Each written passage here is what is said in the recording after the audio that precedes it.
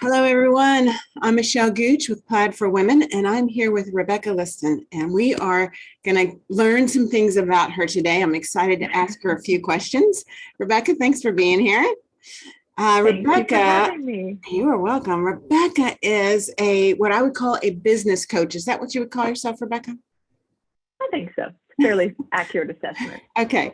So Rebecca helps her clients predict, pivot, compete, and what we are discovering is an increasingly complex global marketplace. I know you're there, you know what we're talking about.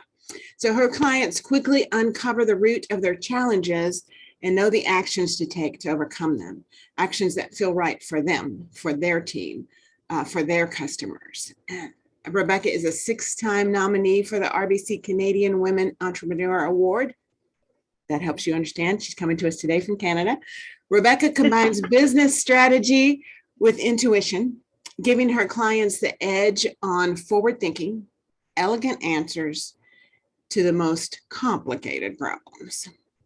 Her clients include entrepreneurs with CEO mindsets and executives with entrepreneurial instincts. She's based in London, Ontario, and we're excited to ask her some questions this morning. So Rebecca, let's start with, I would love for you to tell us a piece of your story that most influences where you are right now today. This is a hard one because there's so many, right? So many things that influence where we found ourselves. But I think when I think about even how to answer the question where I am today, right? I think I would say that I have noticed for myself in the last year and a half where I feel like many of us are noticing things in a way that maybe we didn't notice before, right? There's been a lot of extra noticings and awarenesses occurring. I'm noticing for myself that I feel like probably in about the last year and a half, I really hit my stride. And I always feel that I did good work prior to that. I've been coaching for coming up on 20 years in one way, shape, or form. And it just feels like I've found my groove and my rhythm, and I've really settled into my knowing and my belonging in my work. 3 years ago, I may have said, oh, I think there's a change coming. There's a turning of the wheel. Maybe I need to do something a little differently. I need to, I don't know, some need to make a change in my business or the work that I did or something like that. But there was just some moment of knowing that, no, like this is actually it. Like this is the thing that you are meant to be doing. And it was just like a warm, wave of like actually relief, right? Acceptance, just like a settling in. And that was like this pivotal shift within me of being able to just really relax into and know, like, no, this is the thing. You're doing what you're meant to do. And I feel like it just allowed me to kind of take my work to that just next level, right? Of just, again, like I said, feeling so anchored and certain and sure in my work. Somehow just that knowing, right? That knowing that I was on the right track and doing the thing I was meant to be doing has brought me, I would say, really squarely to where I am this moment in terms of my work. That's awesome. And what a sweet spot to be in. It is a sweet spot. I've worked for this, it took some time to get here. So I feel like I've earned this one. But that's it, that we see other people in their sweet spot and we think, wow, they got it. But what you just told us is it took 20 years to get there. I mean, 20 years of intentional work even to be there. Yeah. Yes. And so we think of people as, it came overnight to them, but really it's work. It's intentional work. Yeah. There's a trust the process for me. All right. So tell us, what is a day in the life of Rebecca? A little peek kind of behind the scenes. We see someone that has it all together, but show us a little peek behind the scenes.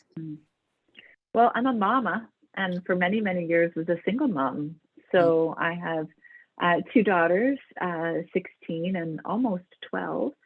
And I just remarried 3 years ago. So I was on my own with them for 13 years almost. So long time. So I would say, between, being a mom and the owner of 3 cats and a dog, and, and now we moved last summer, and now this pool to take care of too, like all of these things. So my day really begins with, I have my own morning rituals. So I'm kind of a ritual person. So I enjoy my up and out the door, and I'm a walker. So I get a lot of peace and joy just from being outside. So I'm an everyday take a walk kind of gal. Often my husband joins me too, which is nice. And we take the dog. And that just, I feel like, settles me in for my day. And then there's kids, right? I've got to get them off and out the door, like any mom or parent knows, right? There's all that chaos that happens, getting kids out the door, whatever.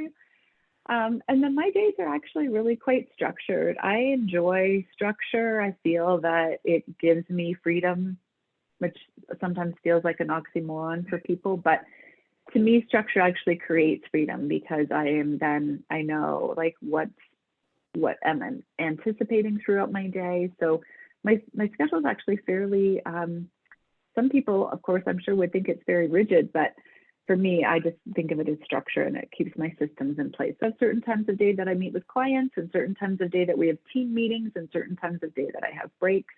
And I really keep to that quite consistently. And even I have a weekly, monthly schedule that we stick to as well, where certain weeks are meant for this kind of work and certain weeks are meant for that kind of work.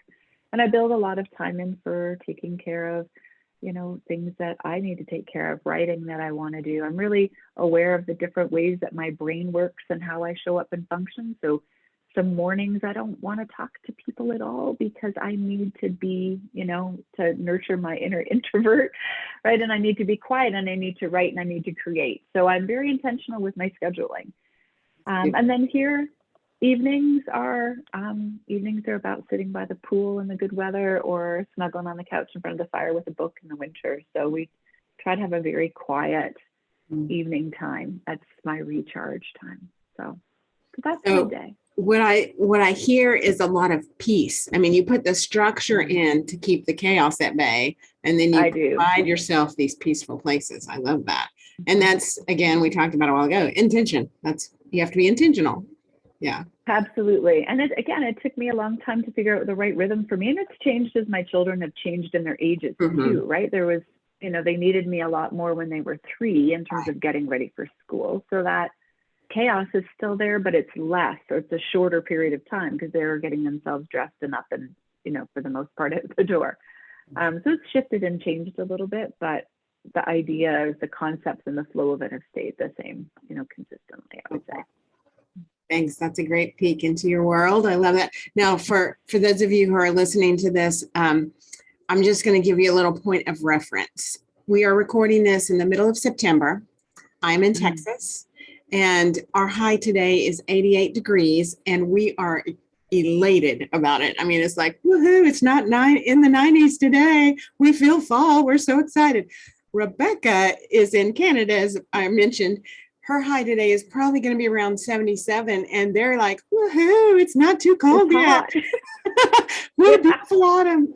So it's a nice little contrast between what we experience, what your reference is. All right, let me ask you, who is your female hero? A person that has inspired you along the way?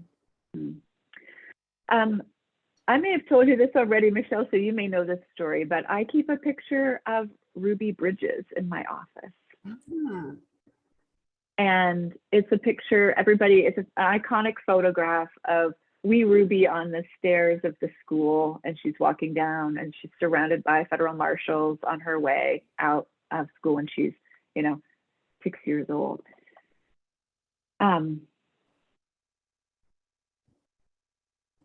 I think if wee little Ruby Bridges, and when I say wee little, I mean she's young, she's this tiny little mite of a thing, right?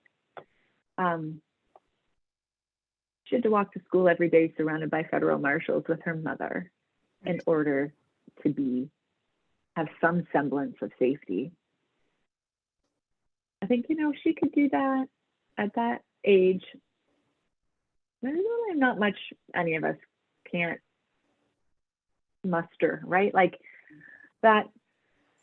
I just can't even quite fathom the amount of courage, right? So I have no real frame of reference for what that must be like or must have been like for her and for her family. Like I have no real honest idea of what it was like, but I can get a flavor of it, right? And the flavor of what that must be to have that experience as a little one, and then moving forward, I just think, yeah, I can't quite. So to me, that photo, that moment in time that's been captured, it just stands for so much. It stands for knowing yourself, and it stands for being strong in oneself. It stands for belief in oneself. It stands for courage and hope and inspiration. And so, yeah. Wow, I love that. That's a powerful image. Powerful image. It's such a powerful image. Like it's a powerful image. And again, I can't even really begin to understand it all and what it would have been like for her. But there's just something about this little girl, right? Like, yeah. That's awesome. I would have never thought about that, but I love that. And I also love the idea of, let's keep an image in front of us, a real live image that speaks courage and strength and hope to us, and challenges us. That's beautiful. Yes, challenges us, right? Because I couldn't possibly know what that was like. Yeah. So it just keeps me on that growing edge of always thinking, what more? What could that be? What's real courage? What does that really mean to stand up or to stand for something? Like it just, so that's my visual representation. And yeah, I've had my picture of Ruby in my office for really as long as I can remember. It's just, it's an important one. Love that. Thanks for sharing that with us. That's a nugget right there that I'm taking away for sure. So we have you, Plaid for Women, plaidforwomen.com. Plaid for Women is hosting a workshop with Rebecca. And so Rebecca is going to lead a workshop for us October the 13th at noon. And what we're titling it is, you can't charge what you're worth. You can't charge what you're worth. And in fact, she wrote about this recently on the Plaid platform. So go find that article that she wrote. But tell us a little bit about who needs to hear this, Rebecca. Yeah. So when I think about this idea, and I work with, entrepreneurs, but also business owners who, pay team members and have large staff, teams. And so the idea of what we're paid, or the money that comes in the door to us in exchange for our work in the world, I think has somehow gotten tied into our feelings of self-worth. And I just don't feel that that's accurate. I don't think that the dollars in our bank account, or the dollars that come on my paycheck, or the amount of money that a client might pay me is actually an indication of my worth. And I think somehow we've gotten this conversation has gotten a little bit mixed up and a little bit muddy. And so it's my intention with this workshop is to kind of just unravel that a little bit. Like what happened? Like how did that occur that we have people saying things like, well, you have to charge what you're worth, or ask to be paid what you're worth, or that it somehow became this battle cry, right? Like, well, you should charge more. You should charge what you're worth. Step into your worth. Well, I'd like to look together in this workshop at this idea of why we equate this dollars and the things that we're paid, the money that we're paid, with our personal worth and our value and what we bring. Because I actually don't think it's an accurate representation at all. And in fact, I might argue that it's sort of gross to suggest right? That what we get paid has anything to do with our worth as a person. And so I want to examine that, take it apart a little bit, and kind of, I like to sit in inquiry with topics. And so I think when we join together for this workshop, it will be a lot of this, like, what does that really mean? And what was that about? And why did we come up with those things? Why did we say those things? And then, is that right? And is there a way to unravel that a little bit and separate it out so that we can find ourselves standing in our worth, separate and distinct from the dollars that are coming in the door? So it's kind of an exploration of a really, I think, intense topic that has impacted us maybe in ways that we may not even be aware. It's subtle and it's there, and but it niggles at me. And so I like to explore those sorts of things. So that's so good. And I'm looking forward to it. I can't wait to see how we work through that together.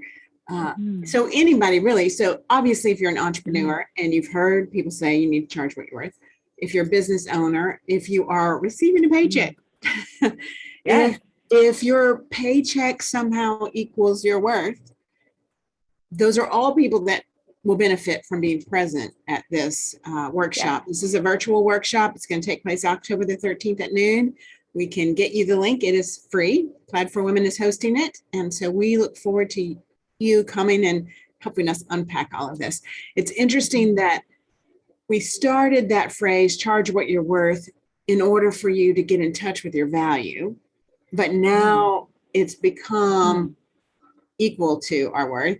And so it's gotten all, as I think you said in your article, put in a blender and all mixed together. So we're going to take it out of the blender on this day at workshop. So thank you, Rebecca, for joining me here. Thank you for coming and sharing your knowledge and challenging us in this area. We look forward to it.